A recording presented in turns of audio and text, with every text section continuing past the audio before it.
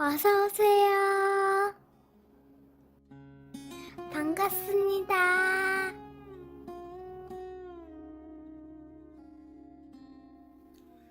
안녕하세요. 결혼한 지 2년 된 30대 유부남입니다. 아내와 결혼하기 전에 만났던 여자가 있었습니다. 얼굴도 예쁘고 특히 저만 바라봐주는 좋은 여자였습니다. 처음엔 그런 줄 알았습니다. 하지만 연애 기간이 길어지면서 이것은 바라봐주는 것이 아니라 집착이라는 것을 알게 되었습니다. 당연히 자는 것 외에는 1시간 이상 연락되지 않은 것도 용납되지 않았습니다. 유독 심하게 집착하는 부분을 제외한다면 그 외의 모든 부분에서는 너무 잘 맞았습니다. 특히 속궁합은 최고였습니다. 그러던 어느 날은 제가 없는데 제 집에 와서 몰래 집을 뒤지면서 다른 여자의 흔적이 있나 없나 확인하고 그녀의 물건들은 구석구석 넣어두는 모습이 찍힌 홈 CCTV를 보고서는 기겁하게 되었습니다. 기겁이라기보다는 무서웠습니다. 헤어지자고 얘기한 후 약 3개월이 넘게 저희 집 앞에 찾아와서 문을 두드리고 소리도 지르고 울고 선물 및 장문의 편지를 두고 가는 등 정말 스토킹이 이런 것이구나 하는 생각에 이사까지 가게 되었습니다. 천만다행인 것은 그때쯤 타 회사에서 좋은 조건으로 스카우트 제의가 오면서 이직하였고 완전히 그녀와 집착으로부터 벗어날 수 있었습니다. 한동안 여자가 너무 무서워서 연애는커녕 회사 여직원들이 같이 밥 먹자고만 해도 무섭고 식은땀이 나기도 했습니다. 시간이 지나면서는 힘들었던 기억은 점차 잊어지고 좋았던 생각만 조금이나마 추억으로 남게 되었습니다. 그래서 가끔은 그녀의 안부가 궁금하기도 했지만 연락을 하지는 않았습니다. 그렇게 20대 끝나갈 때쯤 부모님의 강력한 권유, 거의 협박과 다름없는 아버지 친구의 딸과 선을 보게 되었습니다. 몇 번의 만남과 대화를 나누어다 보니 저와 너무 잘 맞았습니다. 그래서 약 1년의 연애 후 저는 프로포즈를 하였고 와이프는 받아주었습니다. 와이프에게는 여동생이 있는 줄 알았지만 볼 수 있는 기회마다 시간이 어긋나면서 못 보았습니다. 상견례 하기 전까지는요. 지금 생각해도 마음이 철렁하네요. 상견례 날 와이프와 먼저 상견례 하기로 한 한정식 집에 기다리고 있는데 저 멀리서 예전에 만났던 집착이 심했던 전 여친이 걸어오고 있었고 와이프는 손짓과 함께 동생이라고 소개를 시켜주었습니다. 정말 사람이 당하면 아무 말도 안 나온다고 하더니 저는 아무 말도 하지 못하고 쳐다만 보고 있었고 와이프는 자기 동생이 예쁘지 않냐고 하면서 몇 년째 솔로라고 좋은 남자 있으면 소개 좀 시켜주라고 하였습니다. 처제이자 전 여친이었던 그녀는 아직 그 남자를 잊지 못해서 다른 사람을 못 만나는 거라고 대답을 하는데 정말 무서웠습니다.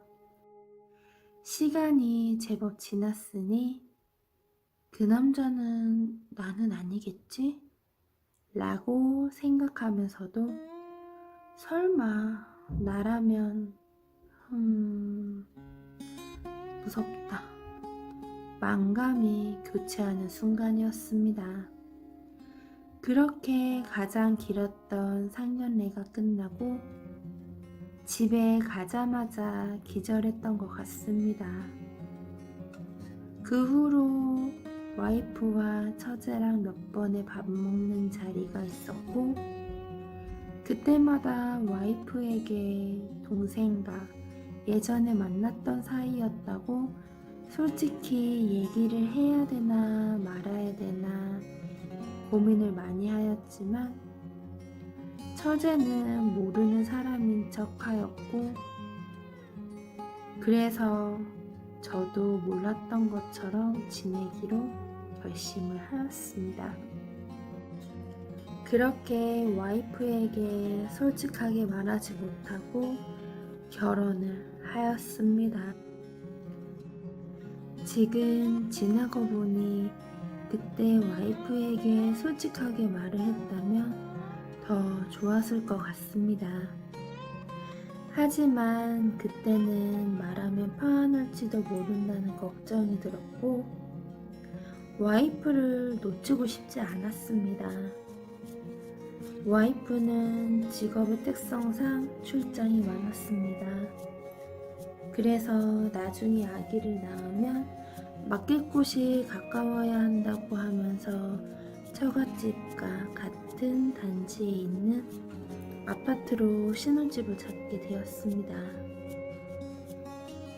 심지어 부모님께서도 사돈이자 친구네 집도 자기 집도 여기라면서 얼마나 지나지 않아 같은 단지로 이사를 오셨습니다.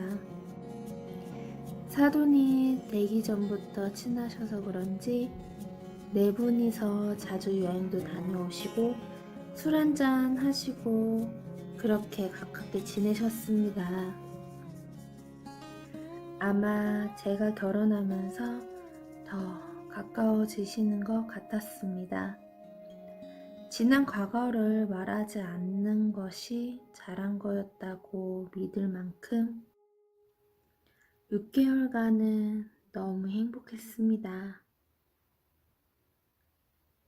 언젠가부터인가 주말, 평일, 저녁 할 거 없이 처제가 장모님 만찬을 가져다 준다며 불쑥 찾아오기 시작했고 와이프는 매번 문 열어주기도 그렇다면서 비번을 알려주었습니다. 지난 과거를 모르는 와이프에게 특별한 이유 없이 처제에게 비번을 알려주지 말자고 할 수 없었습니다. 특히 처제는 반찬만 가져다 주고 음료 한 잔 마시고 가는 게 전부였습니다. 하지만 슬픈 예감은 빗나가지 않는 것처럼 와이프가 출장만 가면 술을 먹고 문을 열고 들어오는 것입니다. 그러면서 지난 일들을 꺼내서 아직도 늦지 않았다고 자기랑 다시 잘해보자고 그러는 것이었습니다. 그때마다 저는 무슨 얘기를 하는 건지 모르겠네 처제. 술을 많이 마셨네. 데려다 줄게. 몇 번은 제가 처갓집으로 데려다 주고 몇 번은 장인 장모님이 오셔서 데려가고 그랬습니다. 그러다 한 번은 맨정신에 커피를 사들고 왔습니다. 그래서 진지하게 대화를 나눴습니다. 우리는 이미 끝난 지 오래되었고 난 지금의 내 와이프를 너무 사랑하며 처제와 다시 시작할 마음이 전혀 없다는 것을 정확하게 말했습니다. 그리고 지난날의 처제와 만났던 사이였던 것을 공개하고 당분간은 어느 정도 거리를 두고 지내는 것이 좋을 것 같다고 말을 하였습니다. 처제도 생각해 본다며 처가로 돌아갔고 그 후로는 저희 신혼집에 오지 않았습니다. 조금은 미안하기도 했지만 이미 저는 그녀의 언니와 결혼을 했고 처제와 다시 시작할 마음이 없었기에 정확하게 말하는 것이 맞는 거라고 생각했습니다. 그렇게 다시 안정적으로 돌아간다고 착각하고 있을 때쯤 불금에 고등학교 친구들과 약속이 잡혔고 와이프는 출장 가는 날이어서 오랜만에 진하게 취해서 집에 들어왔습니다. 대충 옷만 벗고 침대에 잠이 들었습니다. 새벽쯤 부스럭거리는 소리와 함께 침대에 누군가 눕길래 와이프가 일찍 출장을 마치고 집에 온 줄 알았습니다. 종종 출장 가서 새벽까지 일하고 집으로 돌아오곤 했습니다. 그렇게 와이프를 안고 자다가 잠자리를 가졌습니다. 아침에 일어나서 침대를 보니 와이프가 아니라 처제가 자고 있었던 것이었습니다. 지난밤 처제와 잠자리를 가진 것이었습니다. 이게 무슨 짓이냐며 불같이 화를 내었습니다. 도대체 어떡하려고 이런 짓을 했냐고 물었더니 걸리든지 말든지 모르겠다고 처제는 다시 저와 시작하고 싶다고 이미 넘지 말아야 할 선도 넘었다고 자기는 자주 올 거라고 그러면서 집을 가버렸습니다. 그 후로 특히 와이프 출장 가는 날에는 술 약속을 잡지 않았고 먹을 수밖에 없는 경우에는 부모님 댁 가서 자거나 찜질방 가서 자곤 했습니다. 그렇게 한 달이 좀 지난 지금 처제가 생일을 할 시기가 지났는데도 생일을 안 한다면서 문자가 왔습니다.